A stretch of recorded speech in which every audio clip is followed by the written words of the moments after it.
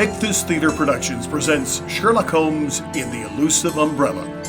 Brought to you by Joshua Wall and the Crew Real Estate. Looking to invest or purchase property? If so, better call Wall.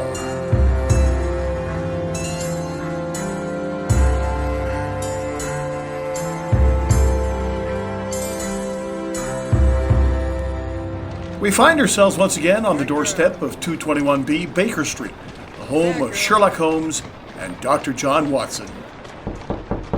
Come in, come in. Good evening. Quite foggy out tonight, isn't it? It certainly is, Doctor.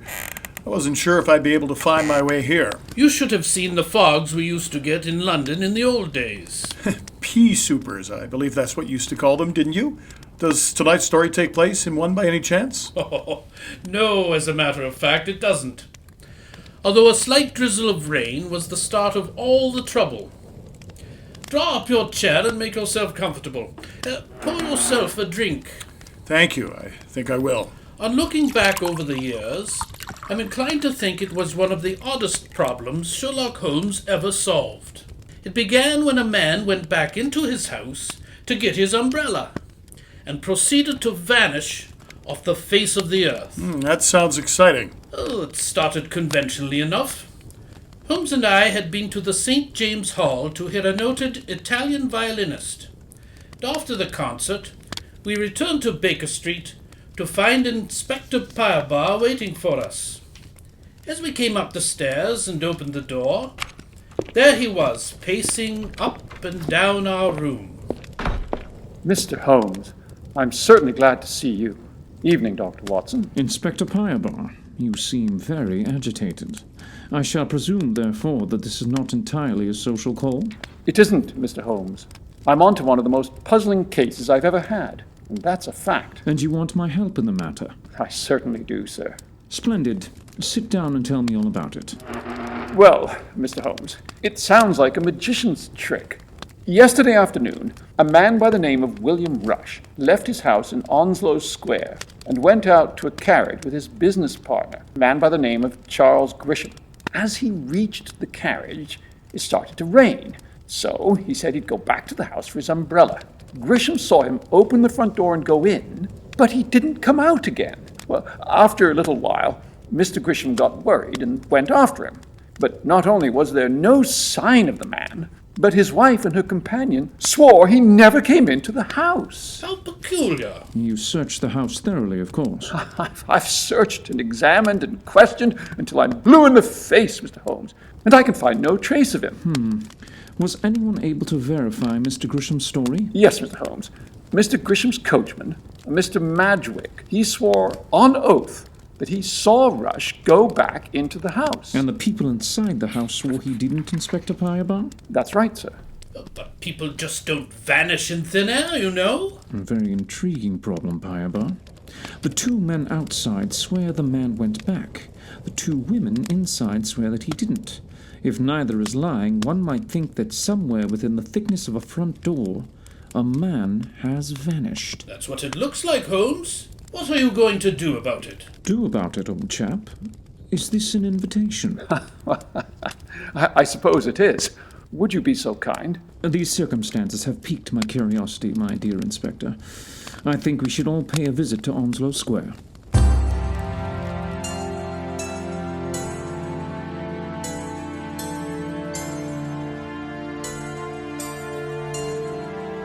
Well, I hope you're satisfied, Mr. Holmes. You must have searched every inch of the house. I am, thank you.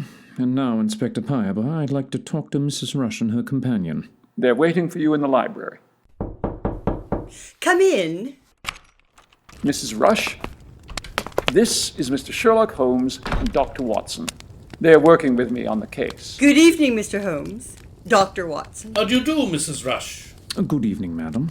And this is Mrs. Rush's companion, Cassie Hanny. Pleasure to meet you. How do you do? And now, if you'll excuse me, I have to go back to the yard and make a report. Good evening. See you later, Mr. Holmes. Please sit down, won't you? And tell me what I can do to help you. Thank you, Mrs. Rush. I just want to ask you a few questions. Oh, ask me anything you want to, Mr. Holmes. First, are you convinced, beyond any shadow of a doubt, that your husband did not re-enter the front door after he left here yesterday afternoon? I'm positive. Then please tell me exactly what happened, Mrs. Rush. After my husband and Charles Grisham had gone, Cassie and I came back here into the library. We had left the door open, as I intended going upstairs to change my dress. After a few moments, I started to leave the room. And as I passed the window, I noticed that the carriage was still waiting in the street.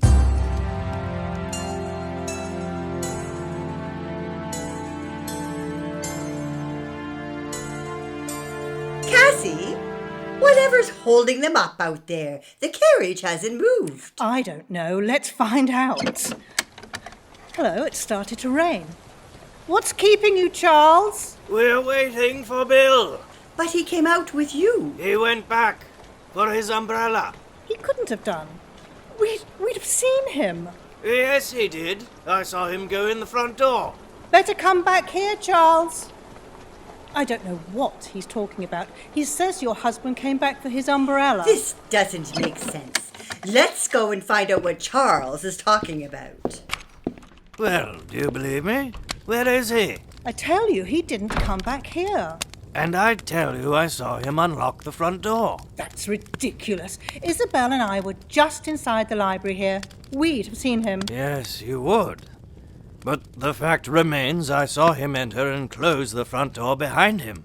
And so did my coachman. Something's happened to him. Now, Isabel, what could have happened between the carriage and here? I don't know, but something has. This is utterly ridiculous. A man can't just dissolve into thin air.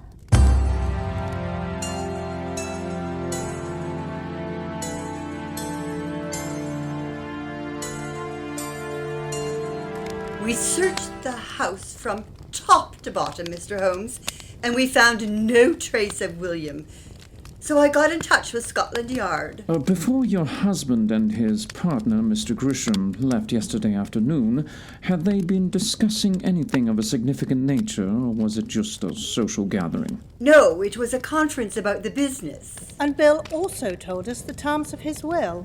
And what were those terms, may I ask? He left everything to Isabel and named me as executor. Was this a new will?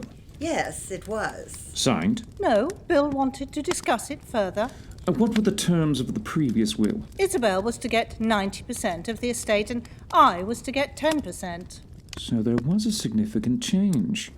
Had Mr. Rush signed it, you would have received nothing. Are you suggesting that I tried to get rid of Bill to prevent him from signing the will? Miss Hanny, you seem remarkably touchy. I'm only asking some obvious questions. I'm not suggesting anything. I'm sorry. And this business conference, was it entirely an amicable one? Well, Might as well tell the truth. Yes, indeed, madam. We can't possibly help you unless you tell us everything. my husband had quite a heated argument with Charles Grisham. Charles handles the financial side of the business, you see, and he got very angry when William said he was going to get a certified accountant in to go over the books and figures. And did your husband accuse Mr. Grisham of dishonesty? No, but he implied it. However, by the time they left, it had all blown over, and they seemed on the best of terms. May I ask, madam, what is your personal opinion of Mr. Grisham? I dislike and distrust him. That's concise. And you, Miss Hanny? I've always disliked him, but I haven't distrusted him until a few weeks ago. Was there something that caused you to change your opinion as to his honesty? Last month, I happened upon Bill going through some of his father's papers. He came across an old diary he'd been writing in just before his death. He found some entries concerning a copper mine in Canada and also some references to buying shares in a silk house in Paris. Charles was the senior Mr. Rush's business partner as well, and he was executor of the estate. No one had heard about these copper mines or the silk business until the discovery of the diary. Naturally, Bill questioned Charles. After all, he'd been his father's partner for 16 years. And what did he say? He said he knew nothing about it. Of course, we didn't believe him. And that started Bill looking into the current business affairs a little more closely. When did Bill's father die? 3 years ago, in a yachting accident, and that's another thing. The only other person on the boat was Charles. He tells a story of how he tried to save him and nearly drowned himself in doing it, but I'd lay you 100 guineas to one he murdered him and then capsized the boat to make it look like an accident. Did Bill believe that too? He had his suspicions. And yet, you've both said that when your husband and Mr. Grisham left here yesterday, they were on the best of terms. Seems a little inconsistent under the circumstances. Perhaps Bill didn't feel as strongly as he should have, but he definitely distrusted Charles Grisham. Where do you suppose we might find Mr. Grisham at this time of night? Oh, that's easy to answer. Charles is a man of habit. He always dines at the Criterion restaurant when he's in London. It's only 8:30. I imagine you'll still find him there. Thank you, both. Come along, Watson. Mr. Holmes, do you think you're going to be able to find out what's happened to Bill? I hope so, Mrs. Rush. I hope so sincerely.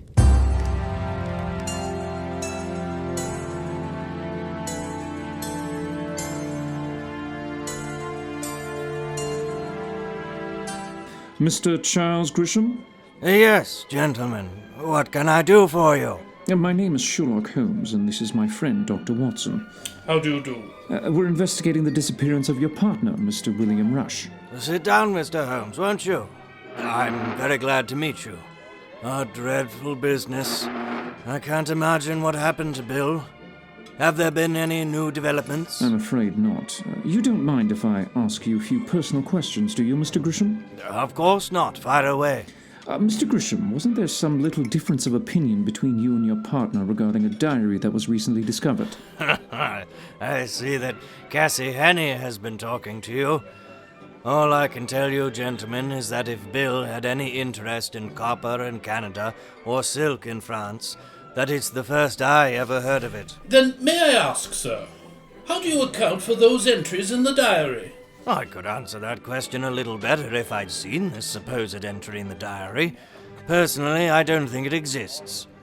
Except in Cassie Hannay's imagination. Mr. Grisham, despite this argument you indulged in with the missing man yesterday, I understand you left the house together on the best of terms? Oh, yes. We've had disagreements before, but they always blew over, as this one did.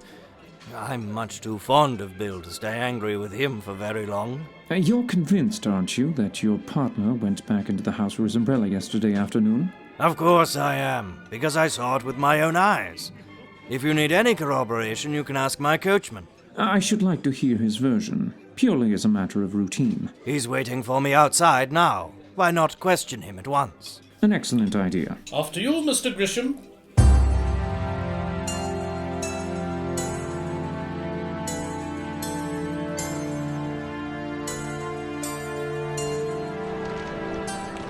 Good girl. Here's my carriage, Mr. Holmes. There, girl. Madgwick, come down here a minute, will you? Right you are, Mr. Grissom. This gentleman would like to ask you a few questions. Go ahead, Mr. Holmes. Mr. Madgwick, you were standing outside when Mr. Rush and your employer came out yesterday, weren't you? That's right, Governor. And will you give your own version of what happened, please? They came out to the carriage. I hopped down and opened the door for them. As they start to step in, it begins to drizzle with rain, and Mr. Rush says he's going back to get his umbrella. He climbs out and steps again, unlocks the front door with his latchkey, and goes in and closes the door behind him. That's the last I saw of him. After a few minutes, Cassie, Miss Annie, comes to the window and asks us why we're still waiting, and that's when all the mystery started. Thank you, Madgwick. Satisfied, Mr. Holmes? Yes, but puzzled, Mr. Grisham. Very puzzled. In fact, I think I'd better return to Baker Street. I'm very much afraid this is a problem that will require pondering well into the night.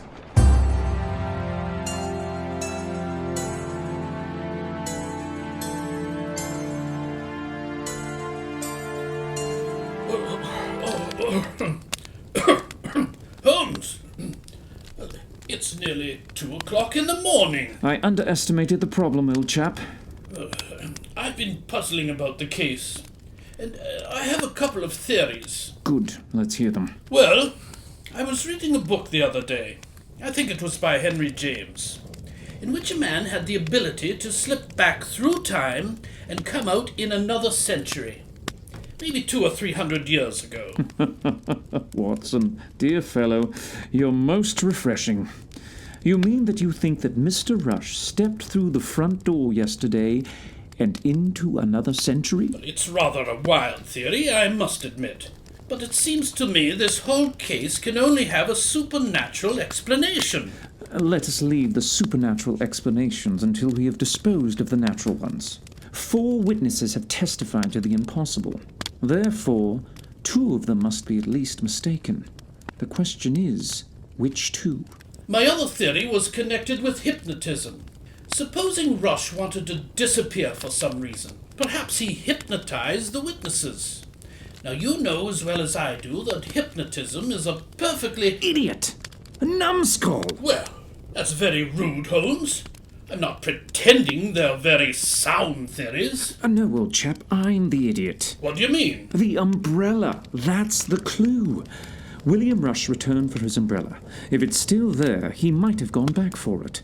If it's not, then perhaps he had it all the time.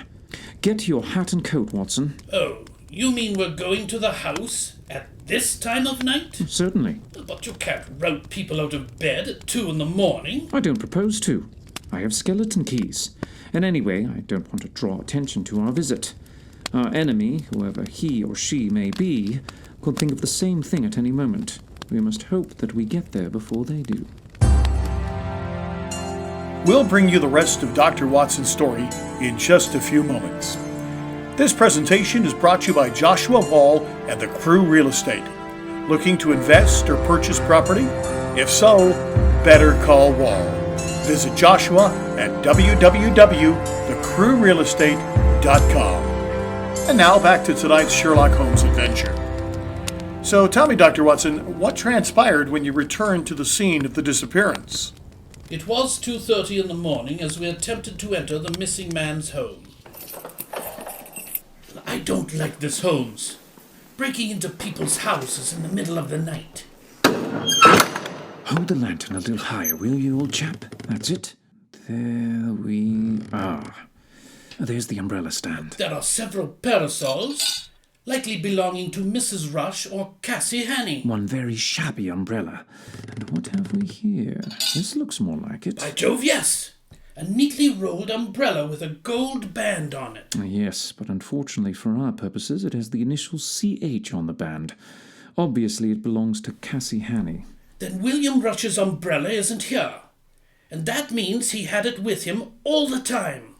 And that he didn't come back. That would appear to be what happened, my dear Watson. On the other hand, someone might have assumed we would reason along those lines and may have hidden or destroyed the umbrella. That's true. I wonder where they might have hidden it. I'd suggest the cellar as being a likely place. Also, it has the advantage of having a most convenient furnace down there. Come on, through the kitchen. And now, down these stairs. Watch your head. Holmes, you don't need to tell me. Ow! Confound it! Why do they design staircases like this? Shh, old fellow. We don't want to wake the whole house. Well, here we are. Hello? That furnace is burning very brightly. Yes. Surely no one's been stoking it at this hour of the morning. Let's see what's burning. By George, Holmes! It's a burning umbrella! Give me that poker. That's it. Now let's see if I can get it out again. There, you've got it. Good work, Holmes. You've got it. Fire's out.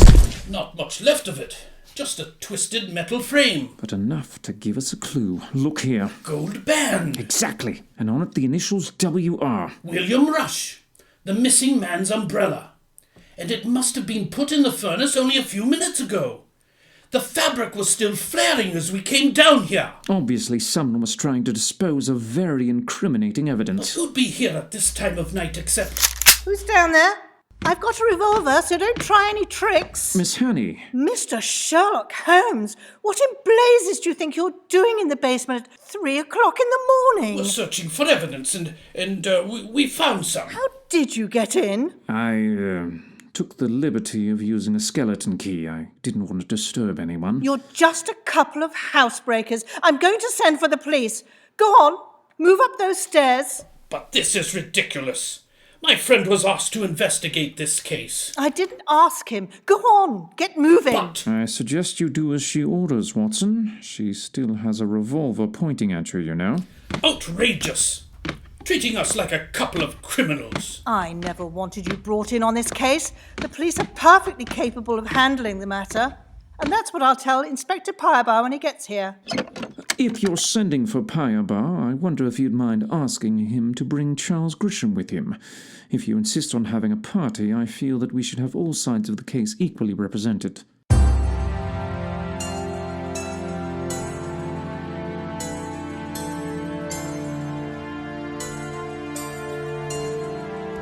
What's this Cassie Hanny has been telling me, Mr. Holmes? Breaking into a person's home in the middle of the night? You and Dr. Watson ought to know better than that. I had excellent reasons. Indeed. Good evening, Mr. Grisham. What's good about it? Dragging people out of bed at this hour? Yes, Mr. Holmes. I think you'd better explain what the devil you think you're up to. I am trying to discover what became of your husband, William Rush. Dr. Watson and I came here tonight in search of evidence. Here it is, this twisted umbrella frame. That's William's umbrella. You have remarkable eyesight, Mr. Grisham. The only thing that identifies it are the initials on the gold band. And indeed, it is William Rush's umbrella. Where did you find it, Mr. Holmes? In the furnace. I see it now. Cassie, you murdered William. How outrageous! Makes you think she is the murderer, Mr. Grisham. There are several reasons, Mr. Holmes, but I do not wish to be indelicate. Come now, Grisham. We need to get to the truth. It is a well-kept secret that Cassie Hanny is more than just a friend to Mrs. Rush. You low down. You had more than a little reason to want to be rid of William Rush. You killed him, and then you disposed of his body. Tonight you are trying to dispose of the rest of the evidence. I did not kill William. Do you deny your affections for Isabel? Keep her out of this. Despite Mr. Grisham's rather rude manners, it is a pertinent question, Miss Hanny. It is indeed. Were you in love with Isabel Rush? I will answer that. Yes, we are in love with each other, but we have never acted upon our feelings. We had no desire to break Bill's heart. You are despicable, Mr. Grisham. I will be in my room. Mrs. Rush storming out of the room only reinforces my supposition that Cassie Hanny murdered William Rush, perhaps with the help of Mrs. Rush. I don't believe I have ever hated a man as much as you, Mr. Grisham. You are vile. Strong words from a murderer, Miss Hanny. You killed him yourself, just as you murdered his father. Here, calm down. Take it easy. Yes, indeed. You'll settle nothing by murdering each other. Since you each accuse the other, there's one very simple way of solving this matter. What's that, Holmes? I want each of you to sign a confession that you did away with William and then lied about what happened. But that's ridiculous. Of course it is. No, it isn't. You've nothing to lose, either of you, because since both these confessions can't be true, only one can be damaging, if it's corroborated. But to sign a confession, that's an admission of guilt. Only if you are guilty of it. Well, both confessions can't be valid, you know. What are you going to do with two confessions? That I shall demonstrate to you after I have the confessions. Now, I see pen and papers on the writing desk over there. If you'll write what I dictate, please. I hereby confess that I murdered William Rush and lied about what happened to him. And now sign it, please. I must say, Mr. Holmes, this seems the most ridiculous nonsense. There you are. Thank you. Here you are, Mr. Holmes. I shall confront your separate partners with these confessions and see what they say. In Miss Hanny's case, it will be Mrs. Rush, and in Mr. Grisham's case, it will be Madwick, his coachman. Pyrebar, will you go upstairs and gently ask Mrs. Rush to come down here, please? Certainly, Mr. Holmes. Mr. Grisham, I presume your coachman Madwick is waiting for you? Yes, he's outside. I'll fetch him. Thank you. I prefer to fetch him myself. Madgwick? Madgwick? Yes, Governor. Oh, it's you, Mr. Holmes. Yes, it's me. I want you to read this very simple document just written by your employer. You can read it in the light of your cam lamp.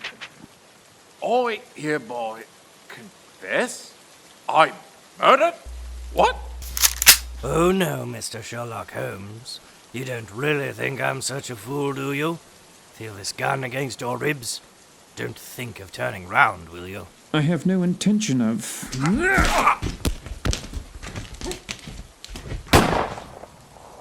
Rather neat trick, don't you think? It was taught to me by a wrestler. Now that you've dropped your revolver, I'll borrow it if you don't mind. I suggest that you both stand under the gaslight where I can keep my eyes on you, thank you. By the way, Madgwick, give me back that confession, will you? I think Inspector Pyrebar will find it interesting evidence. Holmes, are you all right? Perfectly, thank you, old chap. But that shot! I'm afraid I spoiled Mr. Grisham's aim. What's going on, Mr. Holmes? These are the two men who can tell you the true story of William Rush's fate. Will you tell her, Mr. Grisham? I refuse to talk without a lawyer present. Then let me reconstruct the case. Obviously, William never went back to the house. Charles Grisham and Madgwick silenced him as he got into the carriage, and after a suitable pause, went in and produced the false story that he had returned for his umbrella. Then why did we discover the burning umbrella in the furnace earlier on? Undoubtedly, Mr. Grisham or his servant Madgwick brought it back in the hopes that burning remnants would incriminate Cassie Hannay. In fact, if we hadn't interrupted them earlier, I'm pretty well certain Mr. Grisham planned to be round in the morning, suggesting that we search the furnace. I don't care about all that. What I want to know is what's happened to Bill. Tell her, Madgwick. Keep your mouth shut. No, I won't. I'm not taking the blame for this on my own. Here's what has happened, gents. William Rush got into the carriage and Mr. Grisham slips his pad of chloroform on his face. Mr. Rush goes to sleep and we hide him under the rugs. Later on, we drove out to Putney. On the way, I heard a shot in the carriage. And when we arrived at a quiet spot just below the bridge, we stopped and drove the poor bloke down into the river. Why, Charles, you... No. Holmes did it. I can't say I blame you, Miss Hannay, but I suggest you leave this pair to us while you go back and break the news to Isabel Rush. Very well, Mr. Holmes. Mr. Holmes, what's going on? Scotland Yard. Late as usual. The case is solved, Pyrebar. Solved? But who... Mr. Grisham is your murderer, and Madgwick is your accessory. Why would Mr... Come now, Pyrebar. I can't provide you with both the criminals and the motive at this time of the morning. Here is the confession. I suggest that you have Madgwick drive you and your evidence over to Scotland Yard. Good idea, Holmes. Here, Pyrebar. I'll give you a hand with getting Mr. Grisham into the carriage. There we go. There we are. Thank you, Doctor. And thank you, Mr. Holmes. Once again, you've helped me out of a very tight place. Not at all, dear fellow. I'm glad to have been of service. I'll be round at the yard in the morning. Good night, gentlemen. Good night. All right, Madgwick. Off you go. And no funny tricks. I've got a revolver, remember? Oh, Pyrebar. Yes, Mr. Holmes? Sure you don't want to take us with you? How do you mean, sir? After all, technically we're criminals. We're guilty of housebreaking, you know. Oh, that's all right, Mr. Holmes. Just this once, I think we can overlook that.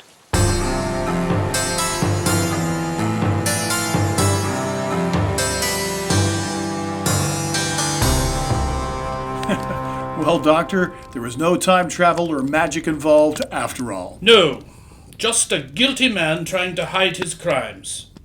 When they examined the books, it was obvious that Charles Grisham had long been stealing from William Rush and the business. He was guilty of more than just murder. Ichthys Theatre Productions and The Elusive Umbrella by Sir Arthur Conan Doyle. Directed and edited by Martin Smith. Tonight's show was sponsored by Joshua Wall and the Crew Real Estate. Looking to invest or purchase property? If so, better call Wall. www.thecrewrealestate.com. The Elusive Umbrella featuring Sean Houck as Sherlock Holmes, Bruce Farley as Dr. Watson, John Settle as the Inspector, Catherine Camp Painter as Isabel, Catherine Taylor as Cassie, Matthew Simmons as Charles, and Joseph A. Sabak as Madgwick. Be sure to tune into our next show, The April's Fool Day Adventure, April 1st at 7 p.m. on YouTube. And please consider donating whatever you can to Ichthys Theater Productions.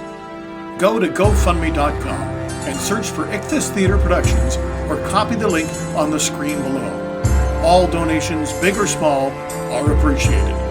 I'm Martin Smith. Thank you for tuning in.